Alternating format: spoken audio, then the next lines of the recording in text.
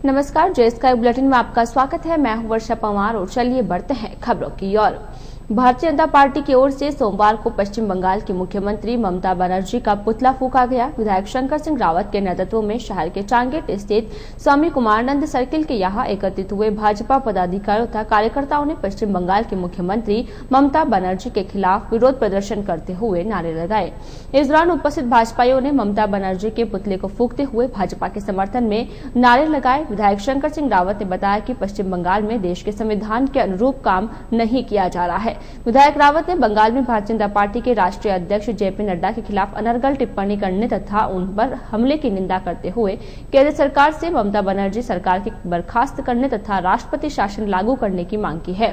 पुतला फूंकने के दौरान विधायक शंकर सिंह रावत, नगर परिषद सभापति नरेश कनौजिया, मुरली तिलोकानी, दिनेश कटारिया, हरिकिशन, मंगत सिंह मोनू, त्रिलोक चंद शर्मा, मोती सिंह साखला, कमला दग्दी, सुनीता भाटी, पिंकी कुमावत, विनोद खाटवा तथा कुलदीप बोहरा आदि शामिल थे।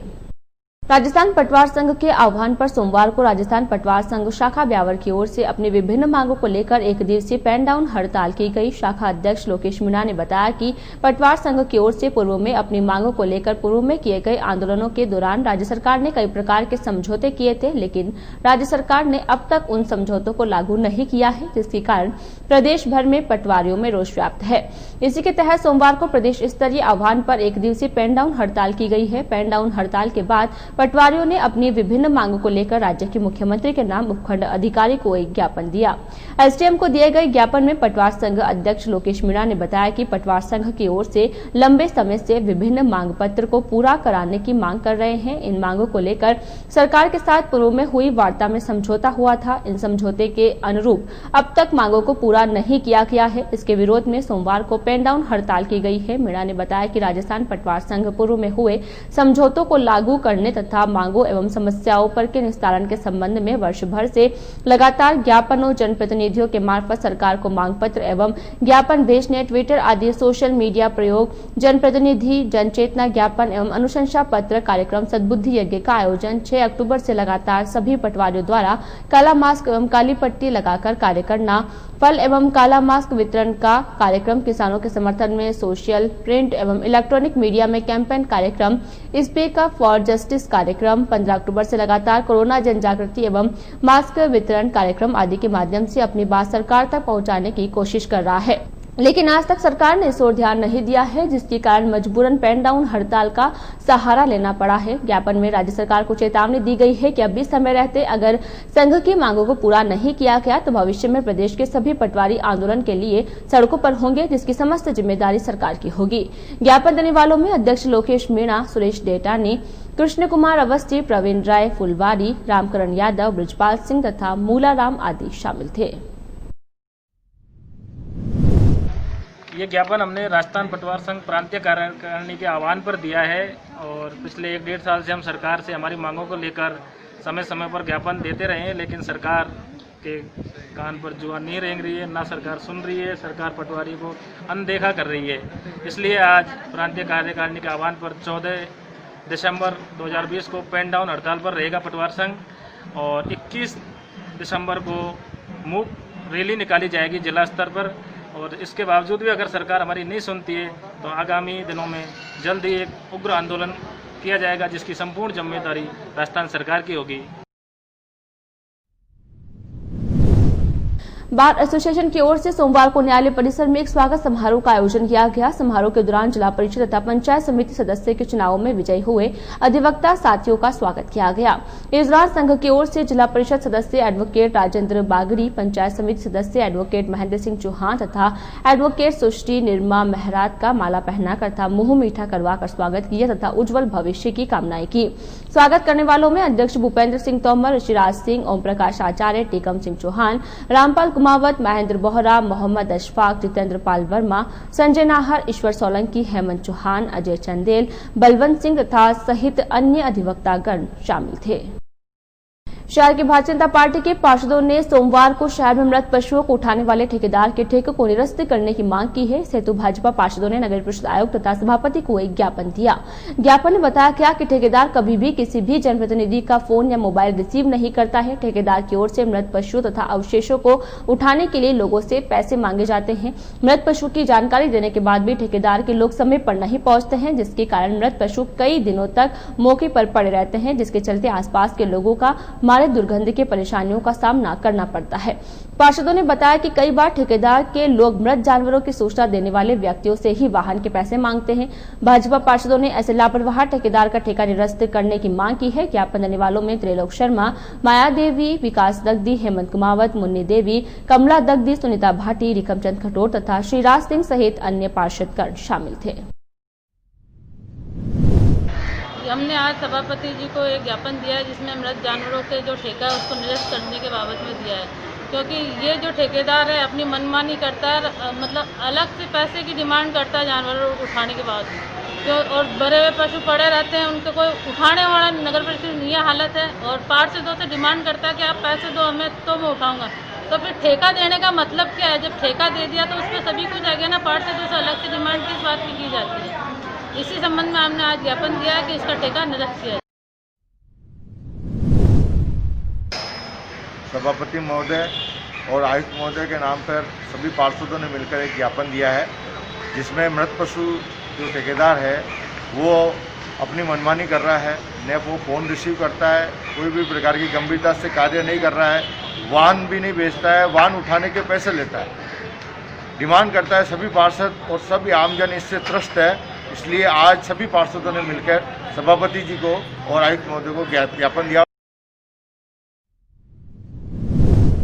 सदर थाना अंतर्गत ग्राम खरवा के समीप सोमवार अलसुबह 3:30 बजे करीब एक वीडियो कोच बस डिवाइडर से टकराकर पलट गई। बताया जा रहा है कि बस के पलट जाने से बस में सवार 5 यात्री घायल हो गए, जिसमें से 2 यात्रियों को गंभीर चोटें आई। हादसे के बाद हाईवे एम्बुलेंस के माध्यम से 5 यात्रियों को उपचार के लिए राजकीय अमृतकोट चिकित्सालय पहुंचाया, जहां पर गंभीर घायल राजेश पुत्र मूलचंद योगी निवासी बिराली थाना भानपुर जिला अलवर तथा ओम प्रकाश पुत्र शंकरराज शर्मा निवासी खाटू श्याम जी को उपचार के लिए भर्ती कर लिया गया, जबकि सामान्य रूप से घायल 3 यात्रियों को प्राथमिक उपचार के बाद छुट्टी दे दी गई। जानकारी के अनुसार उदयपुर से जयपुर की ओर जा रही वीडियो कोच बस सोमवार सुबह खरवा के समीप डिवाइडर से टकराकर पलट गई।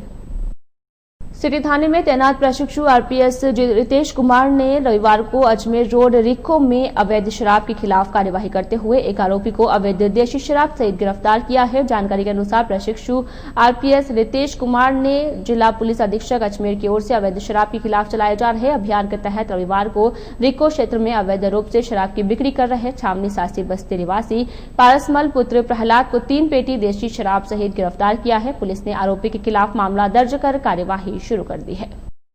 शहर में नगर परिषद प्रशासन की कार्यशैली तथा विकास कार्यों की अनदेखी को लेकर जहां एक और आमजन परेशान है, वहीं दूसरी ओर शहर के निर्वाचित पार्षदों को अवहेलना तथा अनदेखी का दंश झेलना पड़ रहा है। शहरवासियों से विकास कार्यों तथा समस्या समाधान का वादा करते हुए जीत कर आए पार्षदों को भी अब नगर परिषद में उपेक्षित होना पड़ रहा है। परिषद में किसी भी काम के लिए पहुंचने वाले पार्षदों की संबंधित शाखाओं के अधिकारी व कर्मचारी नहीं सुनते हैं। किसी भी काम के लिए परिषद आयुक्त तथा सभापति की अनुमति का हवाला देकर पार्षदों को टरका दिया जाता है। ऐसे में निर्वाचित जनप्रतिनिधि अपने आप को ठगा सा महसूस कर रहा है। सोमवार को भी नगर परिषद में शहर के निर्वाचित पार्षदों के साथ ऐसा ही हुआ। पार्षद कुलदीप बोहरा तथा सुरेंद्र सोनी अतिक्रमण शाखा में पहुंचे। इस दौरान दोनों पार्षदों ने शाखा प्रभारी सुरेश काठात से किसी फाइल का अवलोकन करने की बात कही। काफी देर तक दोनों पार्षदों द्वारा मांग करने के बावजूद काठात ने दोनों को किसी प्रकार का कोई जवाब नहीं दिया। काफी देर तक जब दोनों पार्षदों ने फाइल का अवलोकन करने की मांग करते रहे तो काठात ने कहा कि इसके लिए आयुक्त की अनुमति लानी होगी। इस पर पार्षदों ने पार्षदों को किसी भी फाइल का अवलोकन नहीं कराने संबंधी आयुक्त या किसी अन्य अधिकारी के आदेश दिखाने की बात कही तो वे इस संबंध में किसी प्रकार का कोई जवाब नहीं दे पाए। इसके बाद दोनों पार्षद अन्य पार्षदों के साथ सभापति कक्ष में सभापति नरेश कनौजिया से बात करने लगे। इस दौरान अतिक्रमण शाखा सहित अन्य शाखाओं के कर्मचारी भी सभापति कक्ष में पहुंच गए। इस दौरान सभापति कक्ष में कर्मचारी तथा पार्षदों में गहमागहमी हो गई, जिसे सभापति कनौजिया ने हस्तक्षेप कर शांत करवाया। इस दौरान सभापति नरेश कनौजिया ने एक आदेश जारी करते हुए सभी शाखाओं को प्रेषित किया कि किसी भी प्रकार की फाइल जो आवश्यक हो उसका अवलोकन पार्षदों को बिना किसी अनुमति के करवा दिया जावे। सभापति के इस आदेश के बाद मामला शांत हुआ। इस संदर्भ में पार्षद कुलदीप बोहरा ने कहा कि अगर नगर परिषद में निर्वाचित पार्षदों को ही किसी फाइल का अवलोकन करने की अनुमति लेनी पड़े तो इससे ज्यादा खराब स्थिति क्या होगी। अगर एक निर्वाचित जनप्रतिनिधि के साथ ही ऐसा सलूक किया जाता है तो फिर आमजन के साथ क्या बीतती होगी, इसका अंदाजा सहज ही लगाया जा सकता है। आज मैं और मेरे पार्षद साथी सुरेंद्र सोनी जी, हम दोनों साथ अतिक्रमण शाखा में गए थे और हमने किसी फाइल का अवलोकन करने के लिए जब सुरेश काटात से कहा तो सुरेश काटात ने उल्टा ये कहा कि हम किसी प्रकार का अवलोकन आपको फाइल का नहीं करा सकते हैं और आपको अगर अवलोकन करना है तो आप कमिश्नर के आदेश लेके आए। तो अब हम ये पूछना चाहते हैं कि भाई हम नगर परिषद के ट्रस्टी हैं, हम अगर फाइलों का अवलोकन नहीं कर सकते हैं तो आम जनता का तो क्या रहेगा, क्योंकि जिसकी जरूरत होगी उसी की फाइल की नकल हम लेंगे, बाकी का तो अवलोकन ही करना पड़ता है। अब इस विषय को लेकर के जब सभी पार्षदों को पता पड़ा तो सभी पार्षद चेयरमैन रूम में एकत्रित हुए, चेयरमैन के समस्त विरोध जताया। उस समय सारे अधिकारी कर्मचारी मौके पे पहुंचे और चेयरमैन साहब को हमने लिखित में ये दिया है कि भाई नगर परिषद के जो भी ट्रस्टी है उनको अगर कोई जरूरतमंद फाइल हो, अति आवश्यक फाइल हो तो उसका तत्काल प्रभाव से अवलोकन कराया जाए, जो ताकि कि हम लोग जनता की कोई समस्या हो तो उसका निस्तारण कर सके। तो चेयरमैन साहब को हमने एक ज्ञापन दिया, उस पर ज्ञापन पे चेयरमैन साहब ने तुरंत संज्ञान लेते हुए सभी पार्षदों के विरोध को देखते हुए तत्काल प्रभाव से आदेश प्रदान किए नगर परिषद को कि अगर जरूरत संबंधी फाइलें हो उसका अवलोकन पार्षदों को करवाया जाए, उसके लिए उन्हें नहीं रोका जाए। श्री माहेश्वरी पंचायत बोर्ड ब्यावर के तत्वावधान में रविवार को श्री माहेश्वरी सेवा संगठन ब्यावर की ओर से महायज्ञ का आयोजन किया गया। माहेश्वरी छात्रावास में आयोजित महायज्ञ के दौरान बड़ी संख्या में संगठन पदाधिकारियों कार्यकर्ताओं ने भाग लिया। श्री माहेश्वरी सेवा संगठन अध्यक्ष कपिल झंवर व मंत्री कुश मुंद्रा ने बताया कि कोविड-19 महामारी और अन्य बीमारियों से जो लोग अब इस दुनिया में नहीं है उनकी आत्मा की शांति तथा आने वाले समय में सभी के लिए शांति और सुख समृद्धि लेकर आए, इसी कामना के तहत उक्त महायज्ञ का आयोजन किया गया। महायज्ञ में श्री माहेश्वरी पंचायत बोर्ड के अध्यक्ष एसएन असावा, मंत्री पुरुषोत्तम जाजू एवं कार्यकारिणी सेवा संगठन के अध्यक्ष कपिल झंवर, मंत्री कुश मुंद्रा एवं कार्यकारिणी तथा ब्यावर माहेश्वरी समाज के प्रबुद्ध नागरिकगण उपस्थित रहे और सभी ने हवन में आहुति दी। महायज्ञ हवन अभय देव आर्य के सानिध्य में हुआ। आयोजन में समाज के वरिष्ठ जन पुनीत टवानी, आशुतोष माहेश्वरी, दीपक झंवर, मनीष झंवर, कृष्ण मुरारी जेतलिया, आशीष झंवर तथा अंकित हेड़ा का विशेष योगदान रहा। शहर में पिछले कुछ दिनों से राह चलती महिलाओं के गले से सोने के मांदलिये एवं चेन तोड़कर फरार हो जाने वाला एक बदमाश शनिवार को चांगेट पर ही लोगों के हत्थे चढ़ गया। उसकी जमकर ठुकाई की तथा बाद में उसे पुलिस के सुपुर्द कर दिया। पुलिस ने मामले में उसे गिरफ्तार कर उसके कब्जे से एक सोने का लॉकेट जब्त किया गया है। रविवार को सुबह अजमेर अवकाशकालीन न्यायाधीश के समक्ष पेश किया, जहाँ से उसे जेल भेज दिया गया है। बताया गया है कि पिछले 3-4 दिन से शहर में राह चलती महिलाओं के मांदली एवं चेन तोड़ने की शिकायतें आ रही थी। चांगेट पर भी शुक्रवार को एक महिला का मादलिया टूट गया था। पुलिस की पकड़ से बाहर होने के कारण मादलिया चोर युवक के हौसले इतने बुलंद हो गए कि वे वापस चांगेट पर ही आ गया। बताया जा रहा है कि शनिवार को शाम पाली बाजार में एक महिला के गले पर हाथ मारकर सोने का लॉकेट तोड़ दिया, लेकिन महिला के शोर मचाने पर आसपास खड़े लोगों ने उसे दबोच लिया। उसकी जमकर ठुकाई की तथा पुलिस को बुलाकर उसे पुलिस के सुपुर्द कर दिया। पुलिस उसे थाने ले गई तथा पूछताछ की, जहां उसके कब्जे से एक सोने का लॉकेट मिला। उक्त बदमाश सदर थाना क्षेत्र के सूरजपुरा खरवा निवासी शाहरुख पुत्र बन्ना सिंह महरात है। उसे गिरफ्तार कर रविवार को अजमेर न्यायालय में पेश किया गया, जहां से उसे जेल भेज दिया गया है। जवाते थाना क्षेत्र के जैदगढ़ बामणिया के जंगल में रविवार सुबह एक मादा पैंथर शावक मृत पड़ी मिली। ग्रामीणों की सूचना के बाद वन विभाग की टीम ने मौके पर पहुंचकर मृतक शावक को अपने कब्जे में लिया तथा उसे दिलवाड़ा रोड स्थित रेंज कार्यालय लाया गया है, जहां शाम को उसका मेडिकल बोर्ड से पोस्टमार्टम करवाने के बाद नर्सरी में अंतिम संस्कार कर दिया गया। घटना की सूचना के बाद जिला वन अधिकारी सुनील कुमार भी मौके पर पहुंचे। वनपाल राकेश मालाकार ने बताया कि रविवार को सुबह जैदगढ़ बामणिया गांव के जंगल की चारागाह जमीन पर एक पैंथर के मृत पड़ा होने की सूचना मिली थी। सूचना के बाद मौके पर पहुंचकर मौका मुआयना किया तो पता चला कि मृत शाव मादा है, जिसकी उम्र करीब 1 वर्ष है। जांच के दौरान मृत पैंथर शावक की गर्दन पर दांत के गहरे निशान पाए गए हैं, जिससे संभावना जताई जा रही है कि उक्त मादा पैंथर पर किसी बड़े पैंथर या अन्य शिकारी जानवरों ने हमला किया, जिसमें हुए संघर्ष के बाद मादा पैंथर शावक की मौत हुई है। बहरहाल मृत शावक को मौके से उठाकर ब्यावर के दिलवारा रोड स्थित रेंज कार्यालय लाया गया, जहां पशु चिकित्सा डॉक्टर जावेद हुसैन की 3 सदस्यीय टीम ने उसका पोस्टमार्टम किया। पोस्टमार्टम की कार्रवाई के दौरान प्रशासन के प्रतिनिधि के रूप में तहसीलदार प्रदीप मालवी मौजूद थे। पोस्टमार्टम की कार्रवाई के बाद शव का नर्सरी परिसर में ही अंतिम संस्कार कर दिया गया। शहर के मिल रोड स्थित स्वामी कुमारानंद हॉल में अखिल भारतीय ट्रेड यूनियन कांग्रेस की ओर से रविवार को स्थापना शताब्दी वर्ष मनाया गया। इस मौके पर आयोजित कार्यक्रम की अध्यक्षता अजमल काठात ने की। कार्यक्रम में भारतीय communist party, all India trade union Congress, centre of India trade union के पदाधिकारियों एवं कार्यकर्ताओं ने हिस्सा लिया। स्थापना दिवस के शताब्दी समारोह के दौरान वरिष्ठ पदाधिकारियों एवं कार्यकर्ताओं का सम्मान किया गया। इस मौके पर एक संगोष्ठी का आयोजन भी किया गया, जिसमें इंटक के दिनेश शर्मा, सीटू के कामरेड दयाराम भगत, सीपीएम के साथी हेमचंद आर्य, एटक के कामरेड जगदीश प्रसाद, पूनम सिंह चौहान, भवन निर्माण मजदूर संघ के भगवान दास बैरवा तथा श्री सीमेंट वर्क्स यूनियन के कामरेड इस्माइल काठात आदि ने अपने विचार रखे।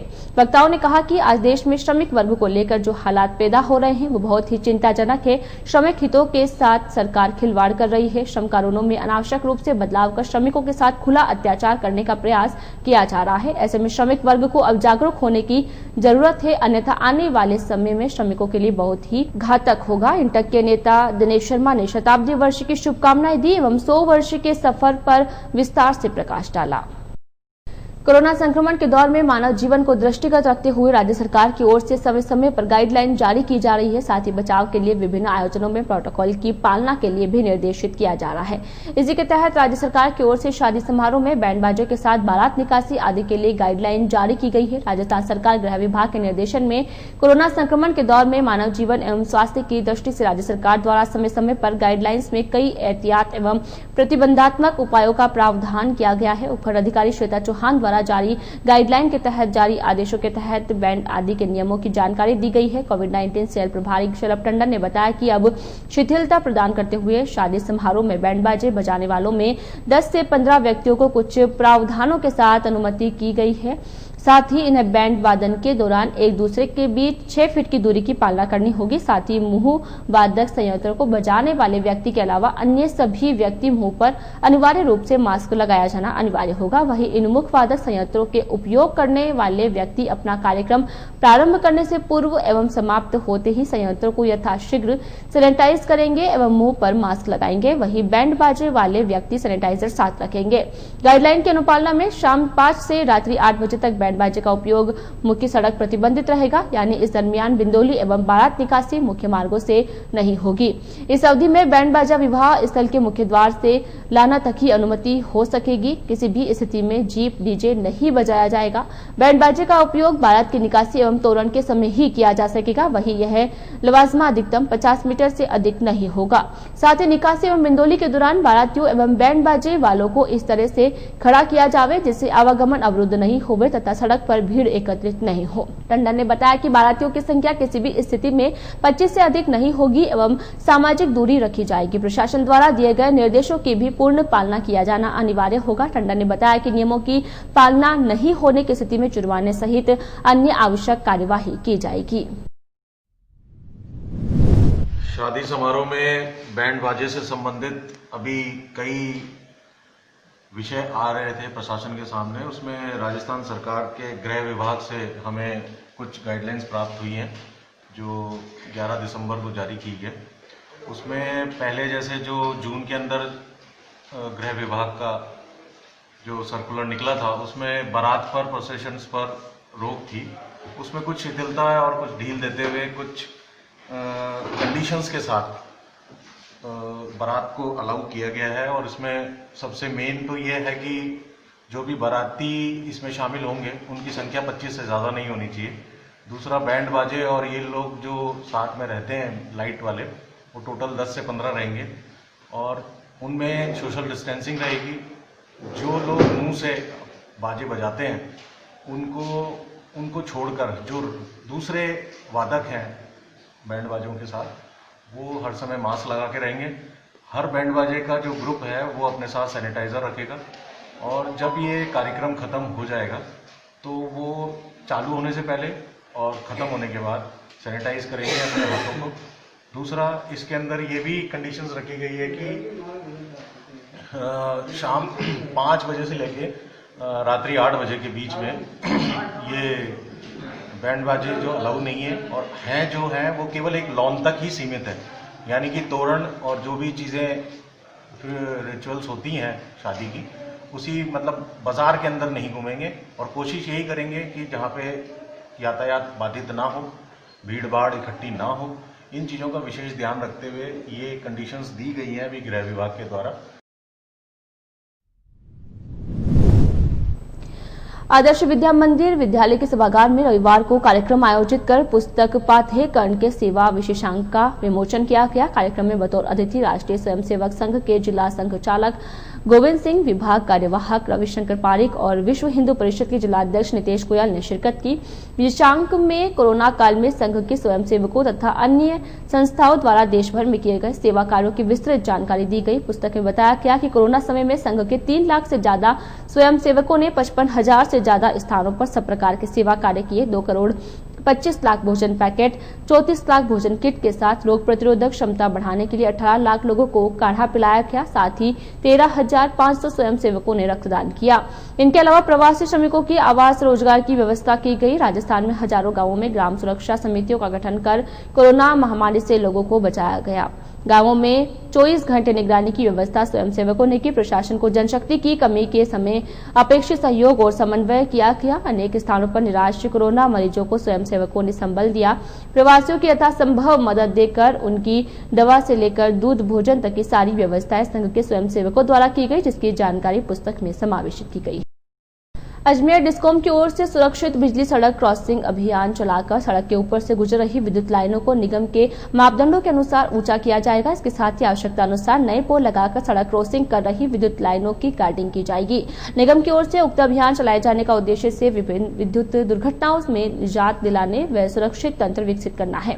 अजमेर डिस्कॉम की ओर से जारी हुई आदेशों के मुताबिक विद्युत निगम के कनिष्ठ व सहायक अभियंताओं को 15 दिसंबर तक अपने कार्यक्षेत्र में सड़क के ऊपर से गुजर रही विद्युत लाइनों का सर्वे कर गार्डिंग रहित व भूतल से कम ऊंचाई वाली लाइनों को चिन्हित करना होगा। इसके साथ ही चिन्हित किए गए पॉइंट्स पर 30 दिसंबर तक विद्युत लाइनों पर गार्डिंग करनी होगी, जिससे मौके पर दुर्घटनाओं की संभावना को खत्म किया जा सके। अजमेर डिस्कॉम की ओर से गत दिनों बांसवाड़ा विद्युत लाइन टूटने से उसकी चपेट में आने से हुई एक महिला की मृत्यु के बाद सड़क के ऊपर से गुजर रही विद्युत लाइनों पर गार्डिंग करने को लेकर सुरक्षित बिजली सड़क क्रॉसिंग अभियान शुरू किया गया है। अधिशासी अभियंता वीडी दुबे ने बताया कि अजमेर डिस्कॉम की ओर से मिले निर्देशों के तहत आगामी 30 दिसंबर तक सड़क के ऊपर से गुजर रही लाइनों पर गार्डिंग करनी होगी। नियम की ओर से मिले निर्देशों के मुताबिक अगर कार्य पूर्ण होने के पश्चात किसी भी दुर्घटना के लिए संबंधित कनिष्ठ व सहायक अभियंता जिम्मेदार होंगे। डिस्कॉम के आदेशों के मुताबिक सुरक्षित बिजली सड़क क्रॉसिंग अभियान के तहत विद्युत अधिनियम 2003 व विद्युत निगम नियम 2005 के अनुरूप सुरक्षा के लिए खतरनाक स्थानों, राष्ट्रीय व राज्य राजमार्ग, स्थानीय कच्ची पक्की सड़क के ऊपर से गुजर रही विद्युत लाइनों का सर्वे कर संवेदनशील स्थानों का चिन्हीकरण कर सुधार कार्य पूर्ण किया जाएगा। गत कुछ दिनों पूर्व बांसवाड़ा जिले में जो विद्युत तार टूटने के कारण दुर्घटना घटी, उसको लेकर निगम प्रबंधन काफी गंभीर है और इसी दिशा में माननीय संभागीय मुख्य अभियंता महोदय द्वारा शनिवार को ब्यावर खंड स्तर पर एक मीटिंग का आयोजन रखा गया था, जिसमें मुख्य रूप से विद्युत लाइनों के रखरखाव और ऐसे स्पान जहां तार ढीले हैं, ग्राउंड क्लियरेंस कम है, वहां अतिरिक्त पोल लगाने, जहां गार्डिंग नहीं है वहां गार्डिंग वायर लगाने और भी अन्य तरह की चीज़ें जो मेंटेनेंस मांग रही है उसको दुरुस्त करने के निर्देश दिए। और इसी संबंध में माननीय प्रबंध निदेशक महोदय ने एक अभियान के रूप में इस कार्यक्रम को चलाए जाने के लिए आदेश जारी किए हैं। राजस्थान मुख्यमंत्री अशोक गहलोत ने राजीव गांधी स्टडी सर्किल के राजस्थान की नई कार्यकारिणी की घोषणा की है। राजीव गांधी स्टडी सर्किल गठन की घोषणा में ब्यावर निवासी प्रोफेसर डॉक्टर वीएस परमार को राजस्थान में संगठन का राज्य सह समन्वयक नियुक्त किया। मनोनयन पर डॉक्टर परमार ने मुख्यमंत्री व चिकित्सा राज्य मंत्री डॉक्टर सुभाष गर्ग का आभार व्यक्त किया। डॉक्टर परमार ने संगठन के माध्यम से नेहरू गांधी की विचारधारा को आमजन तक पहुंचाने का विश्वास व्यक्त किया। परमार की नियुक्ति पर ब्यावर कांग्रेस के मनोज चौहान, पार्षद राजेश शर्मा, राजेंद्र तोनगरिया, भूपेंद्र पाल पवार, घनश्याम फुलवारी, विक्रम सोनी, सरस्वती शर्मा, संतोष शर्मा, राकेश साहू, विकास दग्दी, कमला दग्दी, भरत बाघमार, भरत बंदीवाल, भुवनेश शर्मा तथा अजय स्वामी आदि ने मुख्यमंत्री जी का आभार व्यक्त किया है। शहर के मसूदा रोड, जय माता दी आजादी कॉलोनी सहित आसपास के क्षेत्रों में पानी निकासी की समस्या के चलते क्षेत्र के लोगों को भारी परेशानियों का सामना करना पड़ रहा है। हालात यह है कि कॉलोनियों का पानी कॉलोनी से बाहर जाने के बजाय कॉलोनी की गलियों में ही भर रहा है, जिसके कारण लोगों का घरों से निकलना भी दूभर हो रहा है। बताया जा रहा है कि कॉलोनियों के मुहाने पर खेत व भूखंड होने के कारण पानी आगे नहीं जा पा रहा है, जिसके कारण उक्त समस्या उत्पन्न हो रही है। सोमवार को क्षेत्र की महिलाओं ने पार्षद मोती सिंह साखला के साथ नगर परिषद पहुंचकर सभापति नरेश कनौजिया से मुलाकात की। इस दौरान क्षेत्र की महिलाओं ने सभापति कनौजिया से अपनी पीड़ा बताई। महिलाओं ने बताया कि निकासी के अभाव में गलियों में पानी भरा रहने से क्षेत्र में मच्छर मक्खियां फैल रही है, जिसके कारण बीमारियों का अंदेशा बना हुआ है और तो और घर से बाहर निकलने में भी परेशानी हो रही है। क्षेत्र की महिलाएं कौशल्या कौशिक, रेखा तंवर, कमला देवड़ा, निर्मा देवी, भंवरी देवी, लीला देवी, भगवती देवी, पूनम, गायत्री देवी तथा मीना गहलोत ने सभापति से क्षेत्र का मुखा मुआयना करते हुए शीघ्र ही समस्या समाधान की मांग की है। वार्ड नंबर 52 में जय माता दी कॉलोनी में नाली निर्माण को लेके क्षेत्रवासी और हम सब चेयरमैन साहब से मिले और टेंडर भी हो गया, लेकिन आगे वैकल्पिक व्यवस्था पानी निकासी की नहीं होने की वजह से आगे किसी की कृषि भूमि है, उसके संदर्भ में उनके कोई केस भी चल रहा है और उस पानी निकासी को लेकर चेयरमैन साहब ने आश्वस्त किया भी तहसीलदार साहब से या उनको बोल के उसका नाप कराया जाएगा, उनसे निवेदन किया जाएगा कि भाई नाली का थोड़ा बहुत जो पानी है वो आगे जा सके। और जो क्षेत्रवासियों की जो पिछले 10 साल से जो ये परेशानी है, पिछले 10 साल से ये भयंकर परेशानी है, जिनके मकान सीलन से भर गए, बीमारी के मौसम में नाली पूरी पानी से भरी हुई है, अटी पड़ी है। इसलिए हमने निवेदन किया है चेयरमैन साहब से, उन्होंने आश्वस्त किया है, लेकिन ये जल्दी जल्द अगर ये कार्य नहीं हुआ तो पूरे वार्डवासी मिलके या जन आंदोलन करेंगे। शहर में विगत दिनों से कोरोना संक्रमण के आंकड़े घट रहे हैं। घटते आंकड़े शहर के लिए शुभ संकेत है, लेकिन कोरोना अभी खत्म नहीं हुआ है। इसके लिए अभी भी सतर्कता जरूरी है। आमजन को चाहिए कि घटते आंकड़ों के कारण लापरवाही नहीं बरते, बल्कि अभी और सतर्क तथा सावधान रहे, ताकि इन आंकड़ों की संख्या को शून्य तक ले जाया जा सके। सोमवार को राजकीय अमृतकोट चिकित्सालय को मिली कोरोना जांच रिपोर्ट में मात्र एक महिला तथा एक पुरुष सहित 2 कोरोना पॉजिटिव रोगी सामने आए हैं। बता दें कि एकेज प्रशासन ने रविवार को 70 कोरोना सैंपल्स लेकर जांच के लिए अजमेर स्थित प्रयोगशाला भिजवाए थे। उधर सोमवार को एकेज के कोविड जांच सेंटर में कुल 117 लोगों को जांच सैंपल्स लिए गए हैं। मालूम हो कि विगत कई दिनों से उपखंड में सर्दी का असर कम हो गया था। हो सकता हो कि सर्दी की कमी की वजह से संक्रमितों के लक्षण सामने नहीं आ पा रहे हो, लेकिन 2 दिनों से सर्दी का असर बढ़ गया है। ऐसी स्थिति में कोरोना का संक्रमण बढ़ सकता है। अतः आमजन से अपील है कि लापरवाही छोड़कर और अधिक सतर्कता बरते, बचाव के लिए मास्क का उपयोग करते हुए सोशल डिस्टेंसिंग की पालना करें। संत गोपाल राम महाराज ने सोमवती अमावस्या के मौके पर रामद्वारा में अपने प्रवचन कार्यक्रमों के दौरान कहा कि क्रोध उत्तेजक है, जो कि मनुष्य को उग्र बनाता है। इसी क्रोध के कारण वैमनस्य की नींव पड़ती है। क्रोध क्षणिक आता है, लेकिन वह नुकसान बहुत बड़ा करता है। क्रोध की भयानकता की कोई था नहीं है। क्रोध में लिए गए निर्णय परिणाम के बाद बहुत ही कष्टकारी होते हैं। क्रोध के कारण ही बहुत से नजदीकी रिश्ते भी खत्म हो जाते हैं। महाराज ने कहा कि क्रोध, अहंकार, लालच व शांति के शत्रु है। क्रोध रूपी आग को खत्म करने के लिए क्षमा का जल चाहिए। क्रोध मानव का मूल स्वभाव नहीं है। मनुष्य का मूल स्वभाव शांति और आनंद है। क्रोध से हमेशा मनुष्य को नुकसान ही उठाना पड़ता है। संत ने कहा कि अपमान होने पर हमें बहुत दुख होता है, इसलिए हमें भी किसी का अपमान नहीं करना चाहिए। क्रोध के स्थान पर यदि करुणा हो तो दुश्मन भी मित्र बन जाता है। अभिमान हमें झुकने नहीं देता है, इसके कारण हम अपनों से भी दूर हो जाते हैं। अहंकार छोड़े बिना मनुष्य अपने गुरु और परमात्मा का नहीं हो सकता है, लेकिन व्यक्ति को बदलने का अवसर चाहिए। बैर जितनी जल्दी हो खत्म कर देना चाहिए। जीवन में मनुष्य को अपने विचारों को निर्मल बनाना चाहिए। विचार मनुष्य के दुश्मन भी है और दोस्त भी है। अच्छे विचार मनुष्य को स्वर्ग की ओर ले जाते हैं, जबकि बुरे विचार मनुष्य को नरक की ओर ले जाते हैं।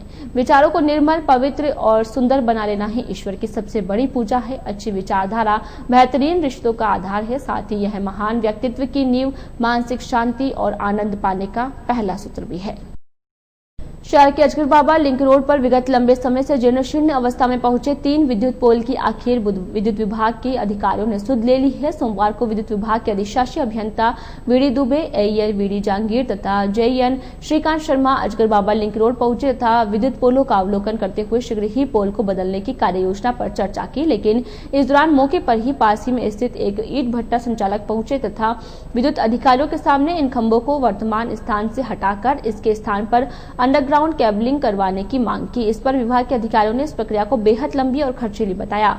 ईंट भट्टा संचालकों ने विभाग के अधिकारियों के समक्ष उक्त प्रक्रिया के लिए मंगलवार तक का समय मांगा। मालूम हो कि अजगर बाबा लिंक रोड पर लंबे समय से 3 विद्युत पोल जर्जर अवस्था में खड़े हैं। इसको लेकर क्षेत्रवासियों ने इसकी शिकायत डिस्कॉम एमडी से कर रखी थी।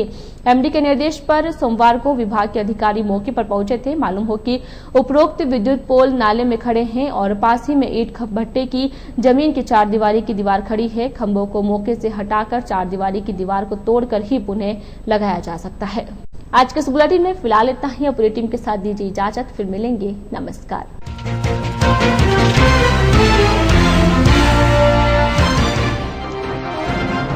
भाजपाइयों ने विधायक रावत के नेतृत्व में फूका ममता बनर्जी का पुतला। पश्चिम बंगाल में राष्ट्रपति शासन लगाने की रखी मांग।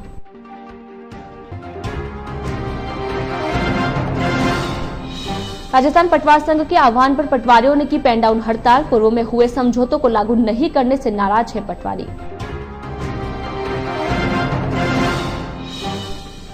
शहर के मृत पशु ठेके को निरस्त करने की मांग। भाजपा पार्षदों ने दिया सभापति व आयुक्त को ज्ञापन।